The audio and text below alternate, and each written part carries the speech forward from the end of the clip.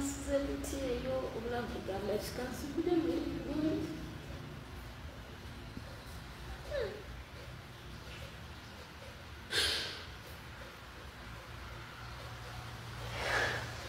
Kino kibeere kyakuyiga eri buli muwala yenna. Kino kibeere kyakuyiga eri buli muwala yenna. Eno sitori ekwatagana ku nze. Nina omusajja wange era omusajja wange mwenna abasinga mumumanyi, naye ensobi gye nakola simanyi oba alinsonyiwa. Simanyi oba alinsonyiwa kuba banammwe nakola ensobi omukazi bye yatandikoze eri bbaawe. Tuwakola ensobi n'ategeera mbu akoze ensobi nsuubira oyo abeera asaana okusonyiyibwa. Mwana muwala okusinziira ku nnyumya gy'anyumyamu emboozi yakiitinga, naye okukiitinga kwamufuukira okukiitinga.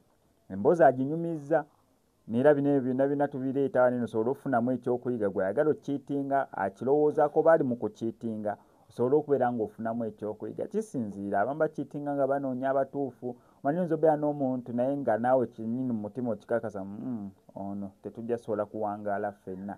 Kati mu prosesi y'okunoonyayo omutuufu kijjukire n'ono yennyini obeera tulinamugamba mbu owaaye nkutadde kati versions nnyingi ez'okukiitinga na bintu bingi ebireetera abantu okukiitinga. However, kuliriza ku mboozi ya mwana muwala ono.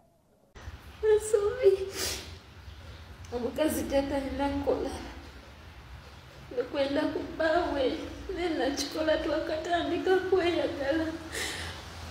Nakikola kituufu, nakikola senga, nakikola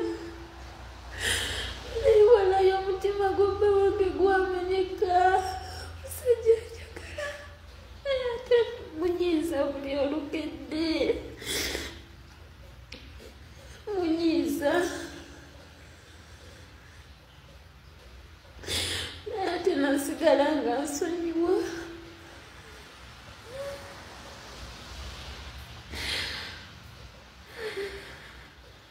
Simanyi kiki nsobola kukola bawange kunsonyiwa kuba buli omu simanyi nakyakwogera. Banammwe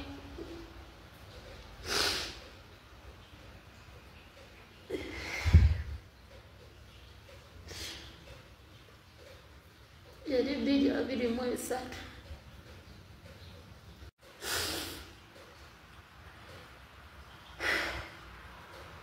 simanyi kikyaninakola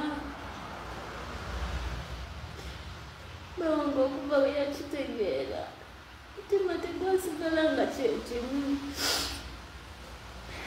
Naye nkoze ntya? Nkoze ntya?